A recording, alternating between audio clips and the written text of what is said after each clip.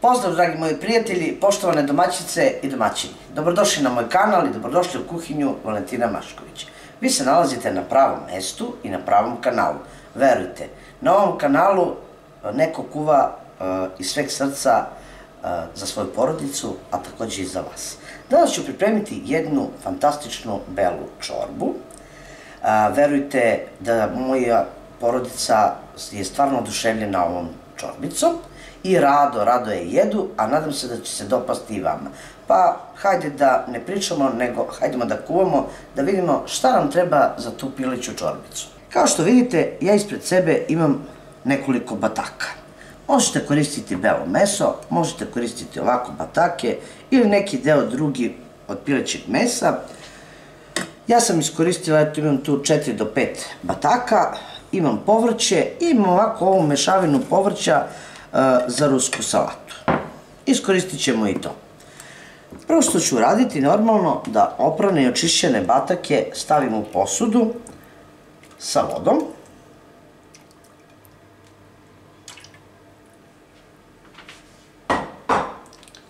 Nakon toga ja ću dodati ovako, meni je bilo cilj da ima grašak, tu ima kao još neko drugo povrće, ali nešto nisam sigurna šta tu ima, sem graška i šargarepe koje vidim. Pa ću ja zato dodati povrće po mom izboru. Ja tu imam jedan veći koren paškanata, izrezat ću sitnije na kockice.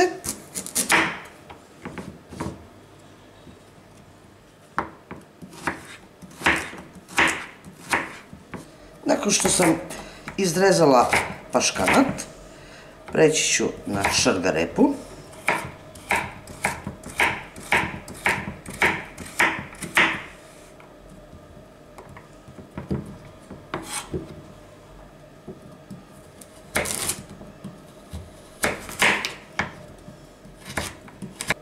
Evo ovako, bit će mi dovoljne 2 šargarepe.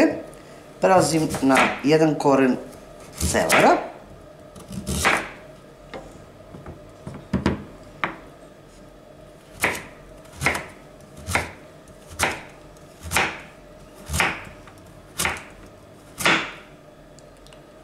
Sad, ako je veći, možete iskoristiti pola, a pola zavite u neku foliju, pa stavite za narednu čorbicu.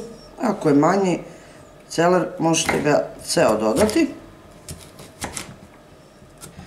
Znači, paškant, šargarepu i celer, sve ću to spustiti u posudu.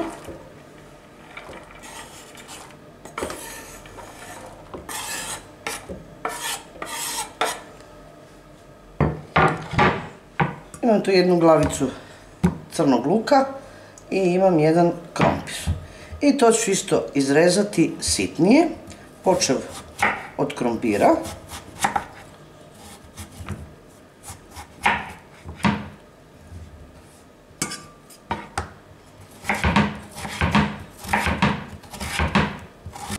Dodala sam krompir i ostaje mi da narežem sitnije crni luk i da dodam i jednu glavicu crnog luka.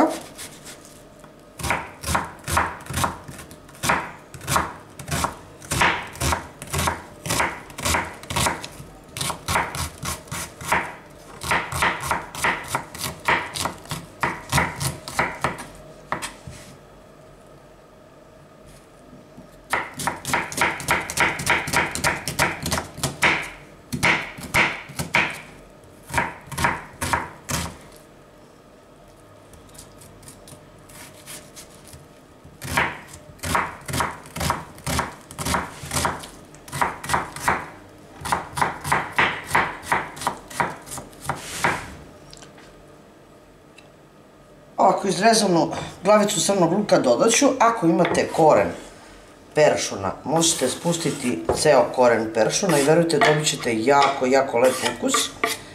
Ja trenutno nemam i stavit ću ovako da se kuva.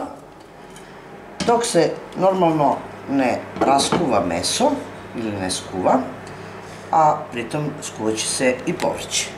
Evo ovako, nakon što sam naseckala svo povrće, šargarepu, paškanat, celer, crni luk šta sam još tu dodala, jedan krompir. Ne bi bilo loše ako imate jedan koren peršuna, jako lep ukus daje čorbici, spustite ga, ali možete narezanog, a možete i celog, pa kasnije da izvadite.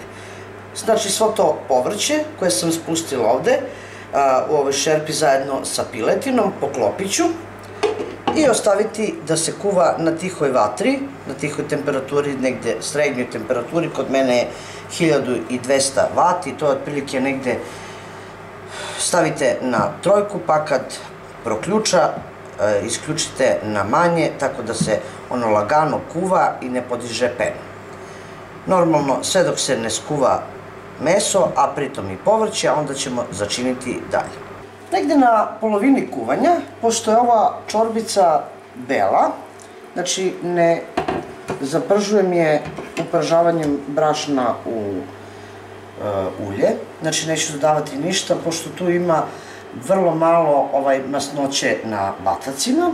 Ja ću dodati juneću kocku, koja se onako koristi za bujon, a daće jedan sasvim drugačiji ukus čorbici, jer dodajemo i juneću masnoću. I ono što ću dodati još na polovini, znači kuvanja, je 1 do 2 lista lovora i nekoliko zrna bibera. Evo ovako, ja tu imam i slačice i bibera i dodat ću to sve u ovu moju čorbicu i daće jedan zaista fantastičan ukus, što ja kažem ovako, posle praznika i posle nekih obilnih jela i mesa, jedna čorbica baš ovako dobro dođe. Nastavit ću dalje sa kuvanjem. Kad je meso već kuvano, piletina, možete pustiti da se ovako skroz raskuva, ili kao što ću ja sad uraditi, pošto ne volimo meso sa koskom u čorbici, ja ću svo meso izvući, da li se to radi o batacima ili o belom mesu, odnosno pilećem fileu, ili se radi o nekom drugom delu piletine. Znači svo meso ću izvući, odstranit ću kost i ovu kožu i usitniti meso, sitnije. Ponovo ću vratiti u šerpu, u posudu u kojoj se kuvalo. I onda mogu začiniti, ali pre nego što budem začinila čorbicu, ja ću izvući list lovora, a to ćete vidjeti kasnije. Pustit ćemo da ona lagano krčka.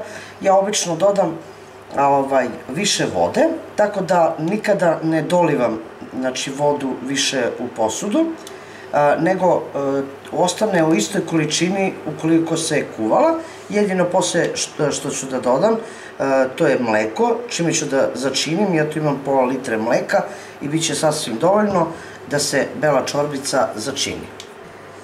Usitnjenu piletinu, od koje sam odstranila, kao što rekoh, kost i kožu, vratit ću normalno u posudu. I pošto to već ključa, mi možemo pripremiti da je začinimo, odnosno da je belu zapršku ili orli zapršku da pripremimo. Uzet ću jednu posudu. Na osnovu količine koliko imamo čorbe, ili odnosno vode, ja ovde imam otprilike negde oko 4 litra, ne računajući mleko, i ako oduzmem povrće, znači 4 na 1 litar, 1 kašika. Znači treba će mi 4 kašike brašna. Da čorbica ima normalnu gustinu, da ne bude previše gusta ili da ne bude baš onako retka. Ako hoćete malo gušću čorbicu, možete dodati više. Imam pola litre mleka. Brašno i mleko ću razbiti žicom da nema grudvice. Tako, to je pripremljeno. Pustit ćemo da baš onako proključa, a za to vreme ja ću staviti začine. Stavit ću jednu ravnu kašičicu soli. Nemojte zaboraviti, ako ste dodali kocku onu za supu da je i ona slana. Tako da uvek dodajte manje, dodat ću suvi začin, dodajte manje, a kasnije ćete probati, pa ako bude bilo potrebe dodat ćete još ili soli ili suvog začina. Dodat ću malo bibera.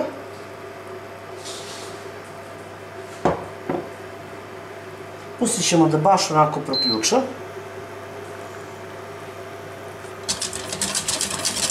Neko u ovoj zapršci ili suvoj zapršci dodaje i jedno jaje. Ja ovoga puta neću dodati jaje, ja mislim da je sasvim dovoljno da tu ima piletina, da tu ima goveđe, kocke za supu i sasvim je dovoljno da ne bi po meni trebalo dodavati jaje, a i ovako će biti super, bit će ukusno. Dok čorbica lagano ključa, mešajte žicom i dodajte mleko zajedno sa brašnom.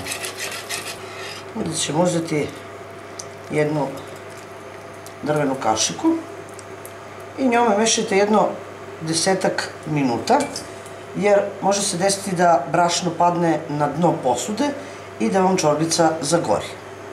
Za 10-ak minuta brašno će se ukuvati, po meni masnoća više ne treba, jer da smo pržili brašno na ulju, dobili bismo drap čorbicu, što ja kažem, ne bi bila bela, a i bilo bi previše masnoće, po meni.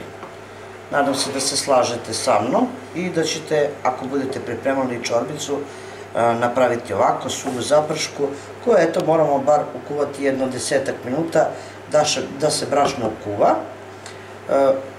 Dodat ćemo nakon toga, ako vam bude bilo potrebno, još malo bibera, peršuna i začina ili soli kad budemo probali, ako nam se učini da trebamo još dodavati. Lovorov list sam izvukla, kao što vidite, nema ga. Sačekat ćemo i možemo poslužiti našu čorbicu. Gotovo je. Možete je koristiti kao predjelo, ali po meni ovako jedna čorbica koja je zaista puna i mesa i povrća može se koristiti kao glavno jelo. Nećete ništa pogrešiti jer je i zdrava i hranljiva. Pa se nadam da ćete probati ovako nešto, da ćete pripremiti svojoj porodici, jer posle prazničnih dana po meni baš dobro dođe ovako jedno čorbasto jelo na kašiku. Nadam se da ste i vi tako nešto pripremili. Ako niste, evo recepta. Pogledajte kako je to čorbica. Zaista jedna ukusna i prepuna i povrća i mesa. Možete dodati malo peršuna, mada sam ja pred sami kraj dodala malo peršuna, možete dodati još i to je to.